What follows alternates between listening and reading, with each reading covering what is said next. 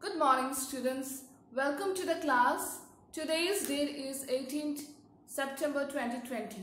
So, today we are going to start the lesson number 6, the Northern Plain, which is also the last lesson for the term 1 syllabus. So, in this lesson, we will be learning about the location and extent of the Northern Plains, the features of the three basins of the Northern Plain, the effects of the features of the basins on plants, animals and people, and locations related to the Northern Plain. So these are the subtopics that we will be discussing and studying in this lesson. Next, before moving towards the main part of the lesson, let us discuss the learning outcomes. So after the explanation, discussions and interaction, you will learn that to identify the location and extent of the Northern Plain, to identify the three main river basins of the Northern Plain, and to be able to examine how favorable climate and presence of rivers affect the Northern Plain. So this is almost similar to the Northern Mountains, but here we will be talking about the Northern Plains, the land. Now let's move towards the Northern Plain. So what is the Northern Plain? The Northern Plain is the most fertile region in India, which lies to the south of the Himalayas. It extends from Punjab to Assam. The Northern Plain has three basins: the Indus Basin, the Ganga Basin, the Brahmaputra Basin. Now basins we have already discussed about it while we are studying and discussing the lesson rivers, right? So basin is actually that particular place where the rivers and the tributaries meet, right? And they deposits the silt, and the land becomes fertile for growing crops, cultivation, and most of the settlement grows or settlement happen near these basins. So the Northern Plain has three important basins, that is the Indus, the Ganga and the Brahmaputra basin. So most of the settlement you are going to find near these rivers, okay. So as you can see here, this is the map. So if you look at here in the west, you will see the Indus. In the east, you are going to see the Brahmaputra, and here the Ganga. I'm going to, yes. Here you can see on the west, on the northwest we have the Indus, in the middle we have the Ganga, and towards the east we have the Brahmaputra plain. So these three are the main northern basin. Now as you can see, the extent, it starts from Punjab and then it ends at Assam. So the Northern Plain is the green area that includes all the states. Okay, don't think that the whole part of India falls into Northern India. No, only the upper part falls into the Northern Plain, and the Northern Plain consists of three in the river basins. Then those are the Indus, Ganga and the Brahmaputra. Now let us discuss the states and union territories covered by the Northern Plains. So the first, Indus Basin. So Indus Basin covers Punjab, Haryana and Chandigarh. That means the river covers it flows through Punjab, Haryana and Chandigarh. Then we have the Ganga Basin, which flows through Uttar Pradesh, Bihar, Jharkhand, West Bengal and Delhi. And the last is the Brahmaputra Basin, which flows through, or the Brahmaputra River, which flows to Arunachal Pradesh, Assam, West Bengal, Meghalaya, Nagaland and Sikkim. So these are the states the Indus, Ganga and Brahmaputra flows through. States and union territories. So you have to remember which river flows to which states and union territories. This is very important.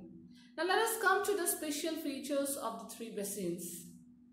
First we will be getting the Indus Basin. So where it is located, exactly where it is located, we have already seen in the map that it is located in the northern part of India, right?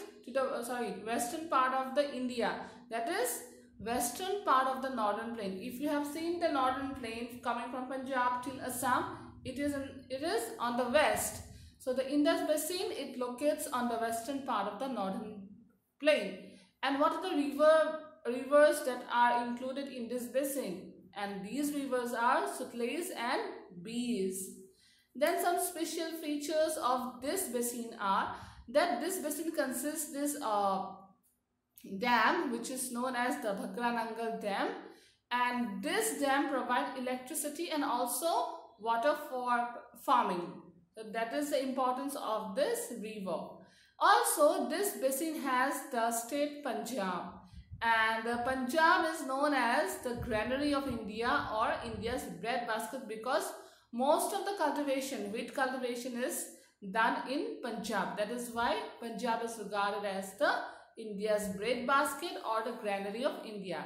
And if you go towards the northern India, especially to the western part of the northern area like Delhi, Punjab, most of the people, they used to eat roti, chapati, paratha. They don't have rice because rice cultivation is very less there. Only wheat cultivation is, it's like the climatic condition, it actually gives for wheat cultivation, not for rice cultivation. Rice cultivation needs lots of water, which is the climatic condition required is in the eastern part of the northern plain, that is in the West Bengal, Orissa, Bihar and Assam. Okay, now let us move towards the next, which is the picture of the Bhakra Nangal Dam. So these are the two pictures of the dam, as you can see. So this water produce electricity as well as they give water for farming. Then we come to the Ganga Basin. So Ganga Basin, location is in the east of the Indus Basin. The Indus Basin is in this side. If you come a little bit towards the east, then you will get the Ganga Basin. So it is not almost at the east, but in the middle part of the northern plain. So that's why it is said that it is east of the Indus Basin. Rivers in this basin are Ganga, Yamuna and their tributaries. So what are the special features of this basin? If you see, the Ganga Basin is the largest basin of the northern plain, and as it covers a large part of area, that means most of the people or settlement that grows in this area. Why? Because of the fertile land. So most densely populated area in India. If it covers Ganga covers a lot of part of the India or the northern plain, so a lot of people will settle near the river, right? That's why it is one of the most densely populated area in India. And it has many historical, religion and industrial towns and cities. For example, Delhi, Prayagraj. Prayagraj is also known as Allahabad, Agra, Varanasi, Haridwar, Kolkata, etc. Now let us come to the course of the river Ganga. So in the beginning, the Ganga originates, we already know that Ganga originates in the Gangotri Glacier in the Himalayas. That is the beginning part. Then in the middle part, Yamuna joins the Ganga at Prayagraj. The place where they join is called Sangam. It flows through Uttar Pradesh and Bihar. The Son and Koshi join the Ganga enters West Bengal. So this is how the Ganga flows. First, it originates from the glacier, which is the beginning. Then in the middle, what happened? Yamuna joins the Ganga at Allahabad, which is also known as Prayagraj. And that meeting point is called Sangam. And then after that, it flows through Uttar Pradesh and Bihar. Then we have the Son and Koshi, which those joins the Ganga, the tributaries joins the Ganga, and then Ganga enters into the Bengal, West Bengal. Then at the end, the Ganga divides itself into tributaries after it enters West Bengal. At the place where it meets the Bay of Bengal, the Ganga along with Brahmaputra, together known as Padma, creates the largest delta in the world called the Sundarbans. So from one side Ganga comes and from the other the Brahmaputra comes and joins, and then they meets at the Bay of Bengal, and there both the river Ganga and Brahmaputra, they creates the world's largest delta, which is called the Sundarban Delta. Now let us move towards the Brahmaputra Basin. So Brahmaputra Basin is located in the easternmost part of the northern plain. Why it is called easternmost? Because if you have seen the map, it comes from here till here, right? So first it was the Indus, on the west it was the Indus Basin, then comes the Ganga Basin, and to the easternmost, that means to the eastern, to the ending of the easternmost part, we have the Brahmaputra Basin. And what are the rivers included here? The Brahmaputra, Tista and Manas. So what are the features of the Brahmaputra Basin? It is a narrow plain. Narrow means not very broad, but it's narrow. Okay. So compact, you can say it's a compact. A narrow plain surrounded by hills and mountains on three sides. And we live in the Brahmaputra Basin, right? So we know that we are being surrounded by mountains and hills, right? So wherever we go, we are surrounded by mountains and hills. If you go to Manipur, if you go to Sikkim, if you go to Nagaland, Mizoram, anywhere, even in Assam, or Meghalaya, so you are going to get the mountains. They don't leave us. They always travel with us, right? Because we are surrounded by hills and mountains from three sides. Now let us come to why Brahmaputra is a special river. Because it flows through only three countries. Remember, Brahmaputra flows through only three countries, and those three countries are Tibet, India and Bangladesh. And it originates in the Mansarovar lake in Tibet. The Brahmaputra is known as Sangpo in Tibet. It enters India from Tibet through Arunachal Pradesh, and then it flows through Assam and Meghalaya. Then Brahmaputra turns south and enters Bangladesh. It turns south and where it meets Ganga, and then it enters to the Bangladesh. Okay, here we have some pictures. The first picture is of the Tibet, from where the Brahmaputra. This is not exactly where the Brahmaputra originates, but here it is the beginning of the Brahmaputra. The second picture is the Brahmaputra flowing in Tibet, and the third one, it is the bend, the Brahmaputra, where it takes the turns to the south, towards the south, and then enters into the Bangladesh. So here three pictures are given here.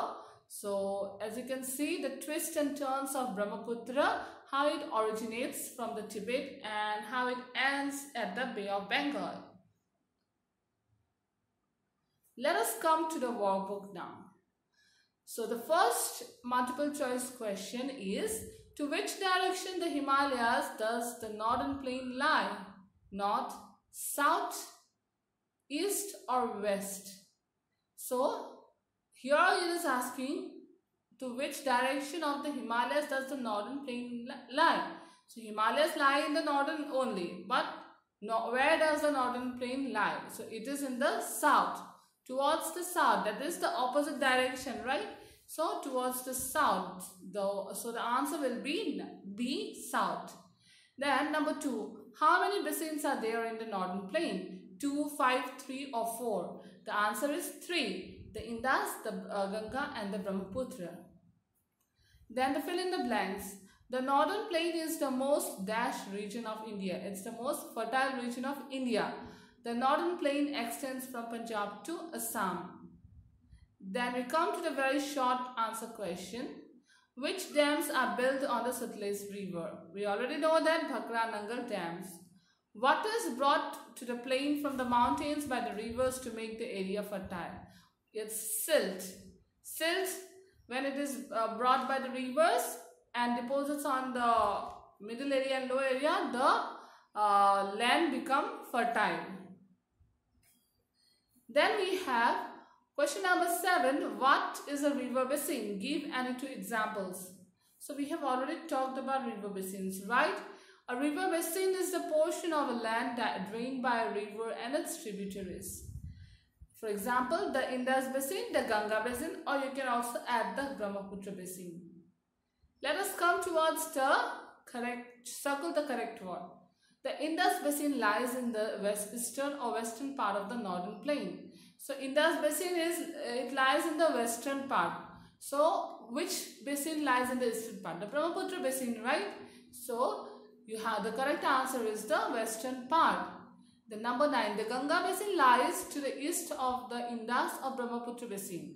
The Ganga lies to the east of the Indus, not Brahmaputra. Brahmaputra is towards the easternmost part of the northern plain. Then we have question number 10. The Yamuna joins the Ganga at Prayagraj or Agra. Of course, it is the Prayagraj. Then 11 is the Brahmaputra is a wide or narrow plain. It's a narrow plain. Now let us come to question number 12. Simran's grandfather tells her that the northern plain is densely populated. He asks her to find the reason behind this. Can you help Simran with the answer? Yes, we already know that why the northern plain is densely populated, because most rivers bring silt and they deposit. As northern plain is, they have 3 main rivers. We are not talking about the tributaries, okay? We are talking about the rivers, the 3 main rivers, and along with these 3 main rivers we have the tributaries and distributaries as well, right? So all these rivers together brings a lot of silt and deposits on the northern plain, and this makes the soil fertile. And what will happen? Cultivation of crops. It will help in the cultivation of crops, and that is why most of the people, they settle in near the river basins. Why? To get the food for cultivation, agriculture, for water, for source of food from the river. So there are lots of things that can be helpful from the river. That is why most people, they used to settle near the river basins. Then we have in question number 13, look at the word splash. Classify the tributaries and places close to the rivers into the correct boxes. So here we have in the box Punjab, Sutlej, Yamuna, Delhi, Manas, Beas, Prayagraj, Tista. So these are the places and tributaries. Now we have to put them accordingly to the basins. So we have the 3 basins, Indus, Ganga and Brahmaputra. So Punjab falls into the Indus, Sutlej also falls into Indus, and one more is there is the Beas, right? This 3 falls into Indus. Yamuna, it falls into Ganga, Delhi also Ganga, Manas falls into Brahmaputra, Prayagraj also it falls into Ganga, and then we have Tista in Brahmaputra.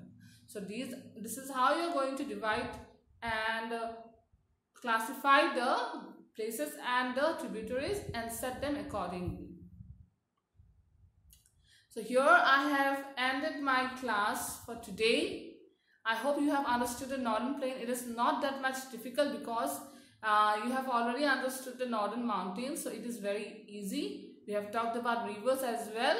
So I hope it is easy for you to understand the northern plain. And if you have doubt, do ask me during the live class. So that's all for today.